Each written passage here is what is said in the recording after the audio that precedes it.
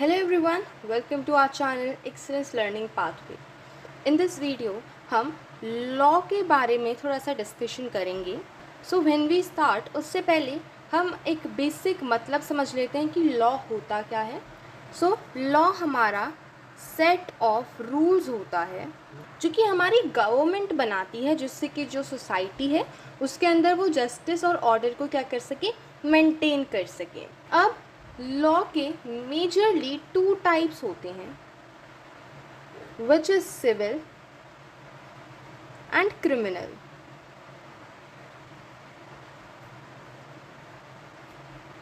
Civil law और criminal law, ये हमारे लॉ के दो मेजर टाइप्स होते हैं जिनके बारे में हम बेसिक इन्फॉर्मेशन इस वीडियो में पढ़ेंगे, बिकॉज ये एज एन इंडिविजुअल बहुत ही ब्रॉड एंड इम्पॉर्टेंट टॉपिक्स हैं. जब हम लॉ के बारे में बात करते हैं, लीगल स्टडीज़ की बात करते हैं, तो हम इस वीडियो के अंदर सिविल लॉ और क्रिमिनल लॉ के बारे में बेसिक नॉलेज को लेंगे.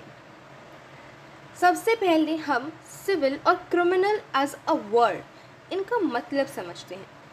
सिविल से मतलब क्या समझ आ रहा है? सिटीजन्स या फिर पीपल. ठीक है.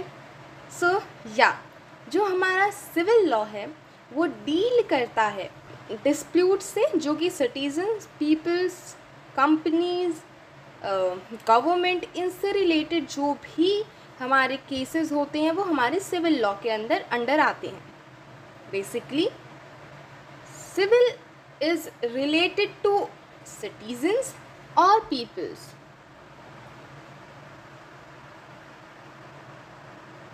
Our civil law is related to citizens and peoples. When we think about criminal law, so सबसे पहली क्रिमिनल से आपको क्या चीज़ याद आती है? कोई क्राइम है. ठीक है.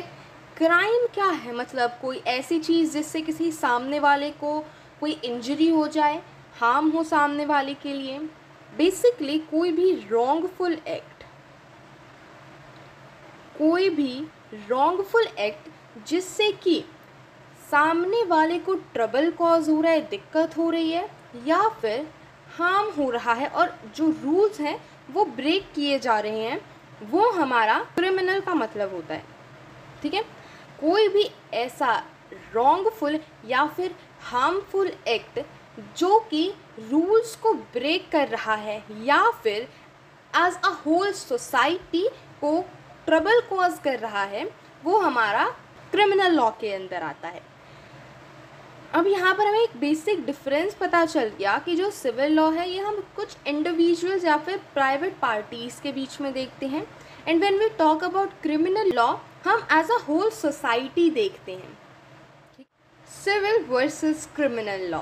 अब हम सिविल और क्रिमिनल लॉ के बेसिक स्ट्रक्चर्स को, बेसिक चीज़ों को पढ़ेंगे. ठीक है. तो ये बात मैंने आपको बता दी है कि अगर हम किसी भी लीगल सिस्टम की बात करें तो सिविल और क्रिमिनल लॉ के बारे में जानना फाउंडेशन होती है. ठीक है. अगर हम सिविल और क्रिमिनल लॉ जान लें तो लीगल सिस्टम में मान लो आपने एक इम्पॉर्टेंट चीज़ की नॉलेज गेन कर ली है, बिकॉज मोस्ट ऑफ द चीज़ें हमारे इन्हीं दोनों लॉज के अंदर आती हैं. यहाँ पर आपको डेफिनेशन गिवन है ऑफ सिविल लॉ एंड यहाँ पर है आपकी criminal law. So when we talk about civil law, जो हमारा सिविल लॉ है वो डील करता है डिस्प्यूट्स बिटवीन प्राइवेट पार्टीज़. जो भी प्राइवेट पार्टीज़ है, इंडिविजुअल है, गवर्नमेंट है, when we talk about this, so हम यहाँ पर जितने भी डिस्प्यूट्स हो रहे हैं, इनके बीच में लड़ाई झगड़े हैं, उनसे हमारा जो डील करता है वो हमारा सिविल लॉ करता है.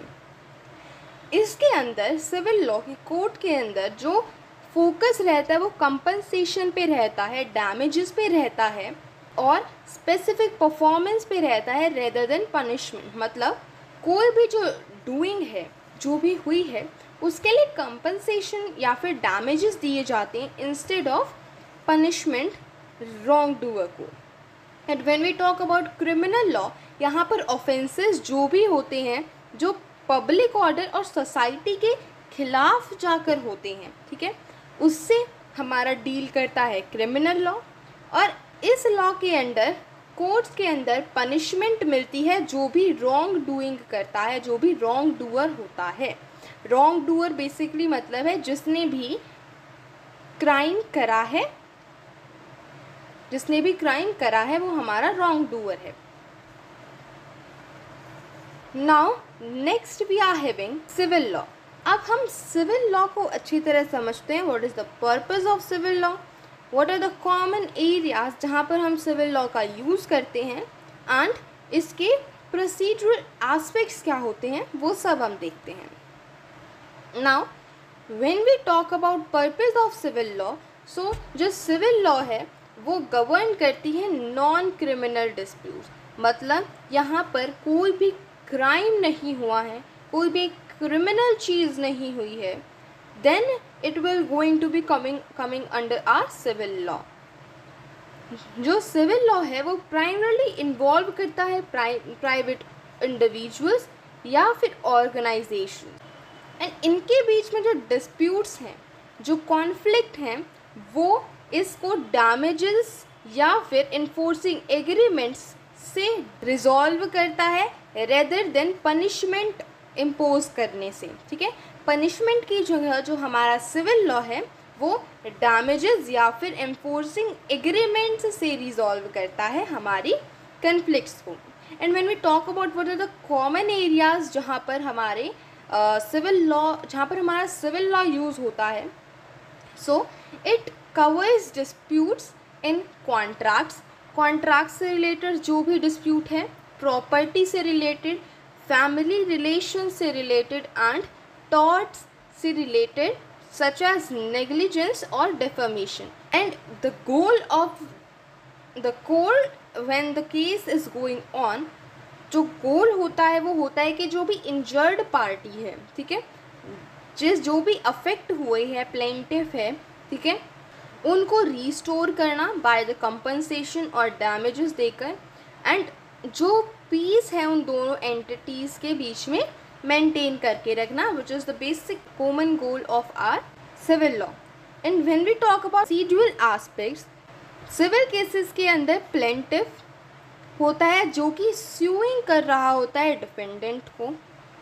स्यूइंग मतलब जो प्लेंटिफ है वो प्रोसीडिंग कर रहा है against a person which is known as a defendant.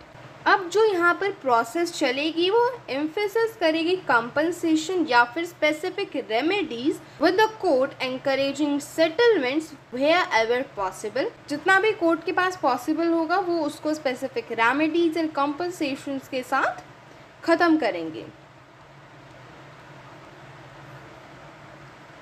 यहाँ पर कुछ एग्जाम्पल्स हैं जो सिविल केसेस के अंदर आते हैं, which is torts, contracts and property. इन्हीं तीन के अंदर हम बहुत सारे केसेस जो डील होते हैं उनके बारे में जानते हैं। जैसे कि टॉर्ट्स के अंदर हम नेग्लिजेंस कॉजिंग इंजरी के बारे में जानते हैं, जिसमें नेग्लिजेंस के कारण इंजरी हुई है, defamation, damaging reputation, intentional harm like assault. When we talk about contracts, so breach of contract disputes, contract interpretation issue, failure to perform obligations, and when we talk about property, land and real estate disputes, easements and boundaries, ownership claims. So these are the common examples जो हम civil cases के अंदर देखते हैं। Now next topic we are having criminal law. हमने civil law के बारे में जान लिया, what is civil law, what is the definition of civil law, purpose क्या है सिविल लॉ का, प्रोसीडिंग्स कैसे होती हैं सिविल लॉ की, एंड कॉमन एरियाज़ कहाँ कहाँ पर है जहाँ पर सिविल लॉ यूज़ होता है, what are the examples of civil cases. Now next we are having criminal law, purpose of criminal law. तो जो क्रिमिनल लॉ होता है हमारा वो एम करता है हमारी सोसाइटी को प्रोटेक्ट करने के लिए by punishing behaviour that violates statutes designed to maintain public order and safety. जो भी लॉज डिज़ाइन करे गए हैं हमारी पब्लिक सेफ्टी और ऑर्डर को मेंटेन करने के लिए, अगर कोई भी ऐसा कोई काम करता है जिससे कि वो लॉज वायोलेट होते हैं तो उनको पनिश किया जाएगा।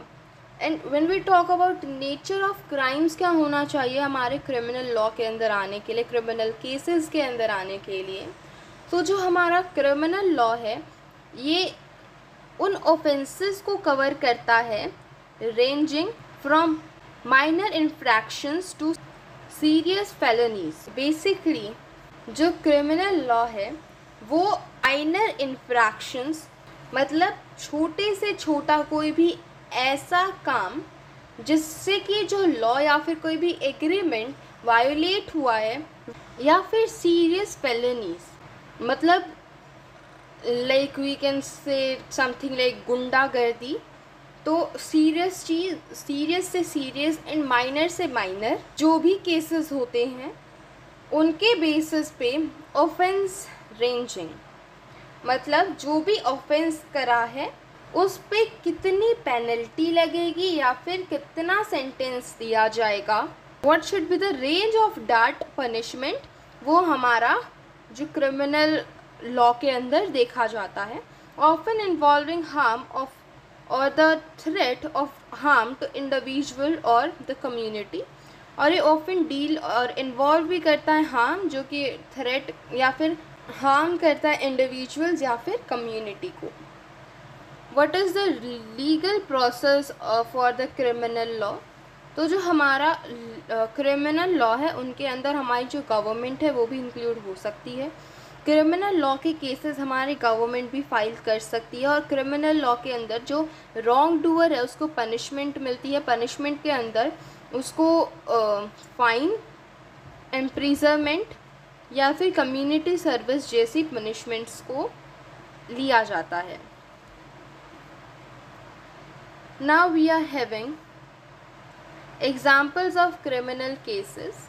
एग्जाम्पल, थ्रेट से लेकर होमिसाइड तक जितने भी केसेस हैं वो सारे के सारे हमारे क्रिमिनल केसेस में आते हैं, जैसे कि थेफ्ट एंड प्रॉपर्टी क्राइम्स, जैसे कि रॉबरी हो गई या फिर किसी की प्रॉपर्टी को डैमेज करना हो गया, वो हमारे यहाँ पर आते हैं। वायलेंट क्राइम्स जैसे कि असॉल्ट, डोमेस्टिक वायलेंस, होमिसाइड, कोई भी serious violation with high societal impact, मतलब जो सोसाइटी को इम्पेक्ट कर रहा है वो जितने भी केसेस हैं वो हमारे क्रिमिनल केसेस में हैं। ठीक है, जो भी एक कोई भी सोसाइटी को अगर कोई भी क्राइम है या फिर वर्क है अफेक्ट कर रहा है इन अ रॉन्ग वे, तो वो हमारा क्रिमिनल केसेस में आ जाए, मतलब पूरी सोसाइटी अफेक्ट हो रही है उससे। जैसे कि if we talk about robbery, तो उससे हमारी पूरी सोसाइटी क्या हो रही है, इन अफेक्ट हो रही है। And third we are having white collar crimes, जिसके अंदर फ्रॉड हो गया, साइबर क्राइम हो गया, ठीक है, फाइनेंशियल या फिर बिजनेस मिसकंडक्ट हो गया, तो ये सारी चीज़ें हमारी क्या आती है, क्रिमिनल केसेस के अंदर आती हैं। इसके बाद हम एक क्विक समरी ले लेते हैं, what is criminal and civil law. तो सिविल लॉ हमारा सेंटर रहता है डिस्प्यूट्स बिटवीन इंडिविजुअल या फिर एंटिटीज़ जो एम करता है कंपनसेशन या फिर स्पेसिफिक रिलीफ से रिलेटेड। जो हमारा क्रिमिनल लॉ है वो फोकस करता है ऑफेंस से जो कि सोसाइटी के अगेंस्ट होते हैं, जिसके अंदर वो पेनल्टीज़ लगाते हैं जैसे कि इम्प्रिजनमेंट या फिर फाइन। उसके बाद जो डिस्टिंक्ट ऑब्जेक्टिव्स क्या रहते हैं, जो सिविल लॉ होता है वो रीस्टोर करता है राइट्स को, जबकि जो क्रिमिनल लॉ है वो सोसाइटी के ऑर्डर और जस्टिस को मेंटेन करता है और जो क्राइम है उसको कम करने की कोशिश करता है। Now what is the burden of proof, मतलब किस तरीके से जो केसेस हैं वो चलते हैं। तो यहाँ पर जो सिविल लॉ की बात करें तो यहाँ पर जो प्लेंटिफ है उसको प्रूव करना होता है अपने केस के अंदर डैट एविडेंसेस से, जिससे कि पता चल सके कि जो उसका क्लेम है वो सच है या फिर नहीं है। उसके लिए उन्हें एविडेंसेस जो है कोर्ट में पेश करने पड़ते हैं।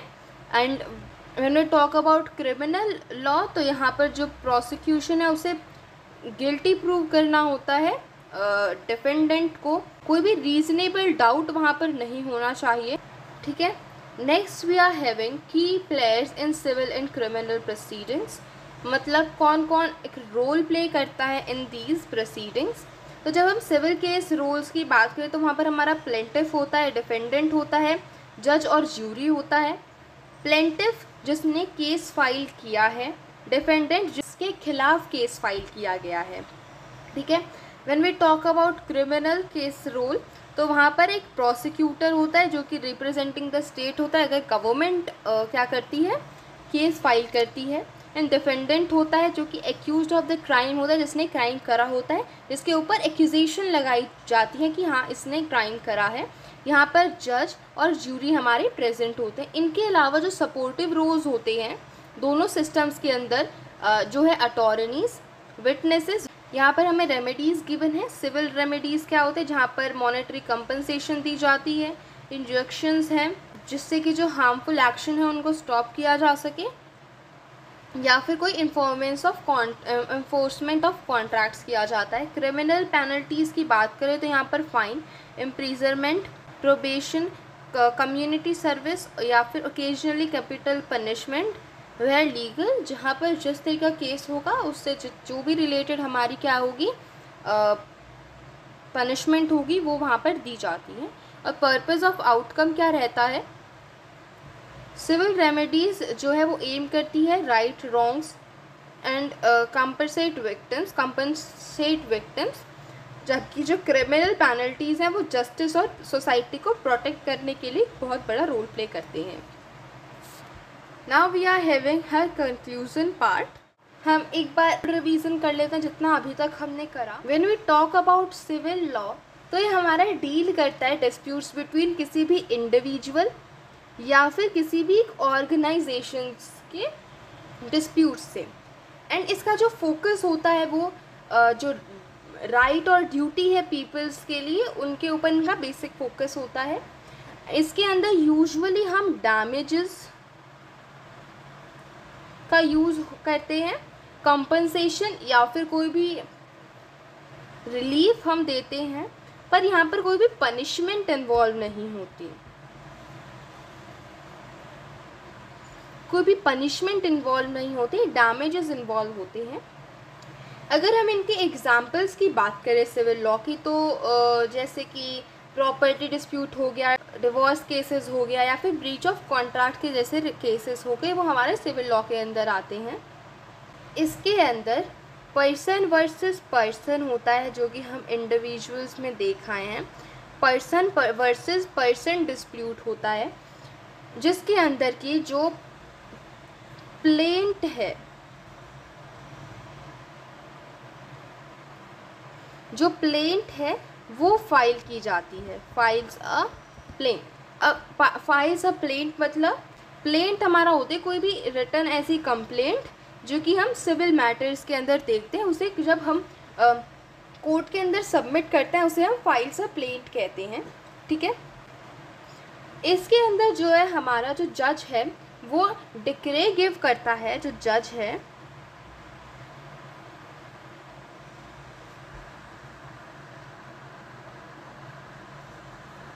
सिविल कोर्ट जो फाइनल जजमेंट होती है उसे हम डिक्री कहते हैं। इसके अंदर हम जो राइट्स यूज़ होते हैं सिविल कोर्ट्स के अंदर वो होते हैं हमारे right to property, right of privacy जैसे राइट्स होते हैं। नाउ अगर हम क्रिमिनल लॉ की बात करें, यहाँ ये डील करता है हमारे क्राइम से जो कि अगेंस्ट होते हैं सोसाइटी या फिर स्टेट के, ठीक है। सोसाइटी या फिर स्टेट के खिलाफ जो भी क्राइम्स हैं वो हमारे क्रिमिनल लॉ डील करता है। इसके अंदर जो है पनिशमेंट पे फोकस किया जाता है,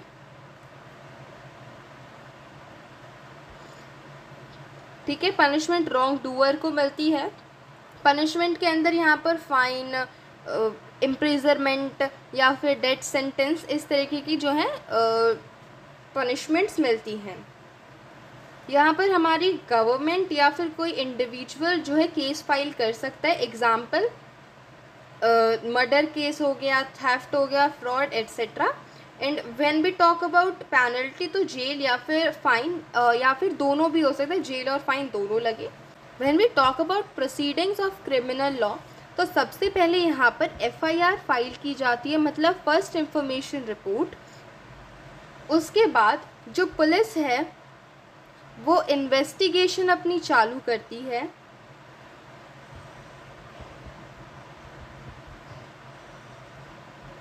ठीक है, उसके बाद जो जज है, उसके बाद वहाँ पर कोर्ट में जो भी डिस्कशंस होने हैं वो होते हैं। उसके बाद जो जज है वो गिव्स पनिशमेंट, जो भी रॉन्ग डूअर होता है उसको पनिशमेंट जो है वो जज दे देता है। तो ये हमारी प्रोसीडिंग होती है क्रिमिनल लॉ की। ने सिविल एंड क्रिमिनल लॉ के बारे में बेसिक नॉलेज एंड इन्फॉर्मेशन कि सिविल लॉ क्या होता है, क्रिमिनल लॉ क्या होता है, किन चीज़ से डील करता है, वो सब इसमें डिस्कस करा है। आई होप आपको सब समझ आया and you got the all. Thanks for watching.